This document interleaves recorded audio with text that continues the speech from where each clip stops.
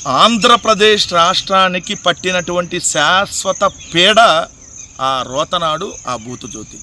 ఎందుకు మళ్ళీ ప్రస్తావన మనం తీసుకురావాలంటే, అసలు ఇది పత్రికేనా? ఒక పత్రిక, ఒక విలువలు, ఒక జర్నలిజం అనేది పూర్తిగా వదిలేసి చంద్రబాబు నాయుడు కోసం నడి రోడ్డు మీద ఎవరితో ఎక్కడైనా ఎలాంటి లత్కోరు పనైనా చేయటానికి సిద్ధమని చెప్పి ఈనాడు రోతకిరణ్ మరోసారి స్పష్టంగా తెలియజేశాడు తన పేపర్లో ఓపెన్గానే. ఏంటిదంటే, పీడకల నుంచి ప్రగతి తీరాలకని హెడ్డింగ్ పెట్టి 5 ఏళ్ల జగన్ పాలన రాష్ట్ర ప్రజలకు మర్చిపోలేని పీడకల. ఆ 5 ఏళ్లలో రాష్ట్రంలో ఎటు చూసినా అరాచకం రాజ్యమేలింది, ఆర్థిక వ్యవస్థ చిన్నాభిన్నమైంది. నువ్వు మనిషి పుట్టక పుట్టావా కిరణ్? ఇంకేదైనా పుట్టకలో పుట్టారా? ఆర్థికంగా చిన్నాభిన్నమైంది రాష్ట్రము. జగన్మోహన్ రెడ్డి గారు 5 సంవత్సరాల పరిపాలనలో 2 సంవత్సరాలు కోవిడ్ ఉన్నా, ఆయన ఆర్థికంగా దేశం ప్రపంచం అంతా అల్లాడిపోయినా కూడా కరోనాలో పేద ప్రజలందరికీ సంక్షేమం అందిస్తూ 5 సంవత్సరాలలో జగన్మోహన్ రెడ్డి గారు ప్రభుత్వం చేసినటువంటి అప్పు కేవలం 3,32,000 కోట్లు. మరి ఇప్పుడు చంద్రబాబు నాయుడు గారికి ప్రభుత్వంలో ఎటువంటి విపత్తులు, ఇప్పుడు ఏదైతే కరోనా లాంటి విపత్తులు లేవు. 2 సంవత్సరాల పరిపాలనలో చంద్రబాబు నాయుడు గారు 3,50,000 కోట్లకు పైగా అప్పులు చేస్తే ఏ లత్కోరు పని చేస్తాను ఆ వార్త రాయకుండా జగన్మోహన్ రెడ్డి గారి మీద రాసావు? 5 సంవత్సరాల్లో 3,32,000 కోట్లు చేస్తే విధ్వంసమా? 2 సంవత్సరాల్లోనే 3,50,000 కోట్లు అప్పులు చేస్తే విధ్వంసమా? ఆర్థిక వ్యవస్థ ఎప్పుడు చిన్నాభిన్నమైద్ది? జగన్మోహన్ రెడ్డి గారు ఉన్నప్పుడు జీఎస్టీ వసూళ్లు పెరిగితే ఆర్థికంగా చిన్నాభిన్నమైనట్ట, ఈరోజు జీఎస్టీ వసూళ్లు తగ్గిపోతే ఆర్థికంగా చిన్నాభిన్నమైనట్ట? కనీసం కడుపుకు అన్నం తిని ఒక్కరోజన్న వార్త రాయి మిస్టర్ రోతకిరణ్. అరాచకం రాజ్యం వెళ్ళిందంట ఎటు చూసినప్పుడు. అరాచకం రాజ్యం వెళితే నువ్వు ఈరోజు వార్తలు రాయడానికి ఉండేవాళ్ళ మీ పత్రికలో, మీ టీవీలు? అరాచకం రాజ్యం వెళ్తే ఇప్పుడు కదా అరాచకం రాజ్యం వెళ్తుంది. రెడ్ బుక్ అనేటటువంటి రాక్షసత్వాన్ని ప్రదర్శిస్తూ లోకేష్ తన పైశాచికత్వాన్ని ఏదైతే రాష్ట్ర ప్రజల మీద, వైఎస్ఆర్ కాంగ్రెస్ పార్టీ నాయకుల మీద ఇంప్లిమెంట్ చేస్తుంది ఇప్పుడు కదా రాబందుల రాజ్యం నడుస్తూ ఉంది. ఏదైతే 23 నెలల క్రితం ఏదైతే నంద్యాల జిల్లా మచ్చుమరిలో 9 ఏళ్ల బాలిక అత్యాచారం చేసి హత్య చేస్తే ఆ అమ్మాయిని శవం దొరకల. ఇది అరాచకం అంటే. ఇంతకంటే దుర్మార్గం ఇంకోటి ఉంటుందా? నువ్వు వార్తలు రాయి, కానీ మనిషిలాగా ప్రవర్తించి వార్తలు రాయి. గంజాయి మాదక ద్రవ్యాలతో యువత నిర్వీర్యం అయిపోయిందంట. అప్పుడు గంజాయి ఆపరేషన్ పరివర్తనలో భాగంగా గంజాయి సాగును నియంత్రించింది జగన్మోహన్ రెడ్డి గారి ప్రభుత్వం ఉన్నప్పుడు.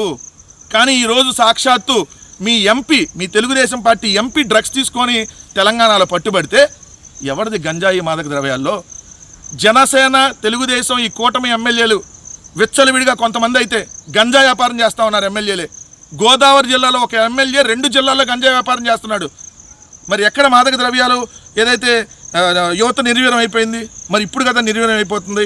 అక్రమ అరెస్టులు, భూ కబ్జాలు, మద్యం, ఇసుక వంటి కుంభకోణాలతో వైకాపా నేతలు పేటరేగిపోయారంట. ఇప్పుడు కదా ఇసుక కుంభకోణం జరుగుతుంది. మేము ఉన్నప్పుడు ఇసుక ప్రభుత్వం ద్వారా అమ్మితే ట్రాన్స్పరెంట్గా ప్రభుత్వానికి డబ్బులు వచ్చినాయి. ఈరోజు ఉచిత ఇసుక పేరుతో దోపిడీ చేస్తుంది ఎవరు? నకిలీ మద్యం ఈరోజు ఏర్లై పాలిస్తుంది ఎవరు? ఈరోజు శాండు, ల్యాండు, మీరు అన్నట్టు మైను, వైను, ఇట్లా అన్నిటినీ దోచేసుకుంటుంది ఎవరు? సాక్షాత్తు నువ్వే రాసావు కదా ఒకప్పుడు.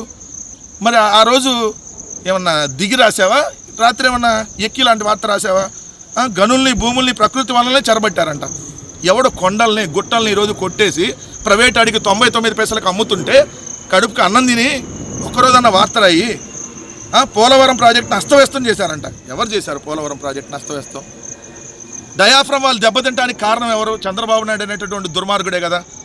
పోలవరంలో ఏదైతే పోలవరానికి సంబంధించినటువంటి ఎగువ కాపర్ డ్యాము, దిగువ కాపర్ డ్యాముల్ని పూర్తి చేయకుండా ఎవడన్నా బుద్ధి జ్ఞానం ఉన్నాడు ఎర్తకం రాక్ఫిల్ డ్యామ్ కోసం పునాది తీస్తాడా? మినిమం కొద్దిగా కూడా సెన్స్ లేకుండా వ్యవహరించింది ఎవరు? ఎగువ కాపర్ డ్యాంలో 2 బొక్కలు పెట్టి 300 మీటర్ల బొక్క ఒక చోట, ఇంకో 300 మీటర్ల బొక్క. దిగువ కాపర్ డ్యామ్ పూర్తిగా అసలు స్టార్టే చేయకుండా ఏదైతే ఎర్తకం రాక్ఫిల్ డ్యామ్ నిర్మాణం చేపట్టడం వల్ల కదా డయాఫ్రమ్ వాళ్ళు దెబ్బతింది. అది తెలుసుకోకుండా ఇష్టం వచ్చినట్టుగా ఏదో అస్తవ్యస్తం చేశారని చెప్పి గాలి కూతలు కూస్తే అలా అమరావతిపై కక్ష కట్టి విధ్వంసానికి దిగారంట. మీరు వచ్చి 2 ఏళ్ళు అయిందిగా, ఒక్కడికి కూడా రెసిడెన్షియల్ ఫ్లాట్లు ఎందుకు ఇవ్వాలి? అప్పటి వరకు డెవలప్ చేసి 2 సంవత్సరాలు అయింది కదా. అది ఒక పెద్ద గుదిబండ. అమరావతి అనేటటువంటి రియల్ ఎస్టేట్ వెంచర్ ఆంధ్రప్రదేశ్ రాష్ట్రానికి పెద్ద గుదిబండ. దాన్ని ఆంధ్రప్రదేశ్ రాష్ట్ర ప్రజల నెత్తిన చంద్రబాబు నాయుడు వేశాడు, మీ రామోజీరావు అమరావతి అని చెప్పాడని మీ బినామీల బాగు కోసం చేసినటువంటి దిక్కుమాల దానివల్ల ఈరోజు రాష్ట్రం సర్వనాశనం అవుతుంది. జనం స్వేచ్ఛావాయువులు పీల్చుకున్నారంట 2024 తర్వాత. అవును, ఈ 2 సంవత్సరాల్లో విషవాయువులు పీలుస్తున్నారు. విషవాయువులు, మీలాంటి విషవాయువులు ప్రజలు పీల్చుకొని చచ్చిపోతూ ఉన్నారు ఎక్కడికక్కడ. ఇంట్లో నుంచి ఈరోజు బయటికి వెళ్తే ఎవడైనా సేఫ్గా ఆంధ్రప్రదేశ్లో తిరిగి వస్తాడని గ్యారంటీ ఉందా? ఎవడైనా తిరిగి వస్తాడండి, పిల్లలు కానీ లేని పెద్దవాళ్ళు కానీ. అంత అరాచక పాలన ఈరోజు నడుస్తూ ఉంటే దెబ్బతిన్న రాష్ట్ర బ్రాండ్ ఇమేజ్ని శరవేగంగా పునరుద్ధరించారంట. సిగ్గు లేదు రాయటానికి నీకు. ఇప్పుడు బ్రాండ్ ఆంధ్రప్రదేశ్ అంటే ఈరోజు చెత్త అనేటటువంటి స్థాయికి తీసుకొని వచ్చారు. జగన్ ప్రభుత్వ అరాచకాలతో ఏపీ వైపు చూడాలనుకుంటే వణికిపోయిన పారిశ్రామికవేత్తలో మళ్ళీ నమ్మకం కుదిరింది. ఈ 2 ఏళ్లలోనే కూటమి ప్రభుత్వం అభివృద్ధి సంక్షేమాన్ని జోడెద్దుల బండిలా పరుగులు తీయిస్తుంది. దానికి సంబంధించినటువంటి ప్రత్యేక కథనాలు నేటి నుంచి అంటే రోజు ఇక బట్టలిప్ప తీసుకొని రోజు వార్తల నుంచి ప్రత్యేక కథనాల రూపంలో రోజుకొక లత్కోరు వార్త రాసేస్తానని చెప్పి ఓపెన్గానే చెబుతున్నాడు. ఇది చెప్పండి, మీరు ఇప్పుడు దీన్ని పత్రిక అంటారా, డాష్ డాష్ డాష్ హౌస్ అంటారా? ప్రజలే నిర్ణయించుకోమని చెప్పి తెలియజేస్తా ఉన్నాం.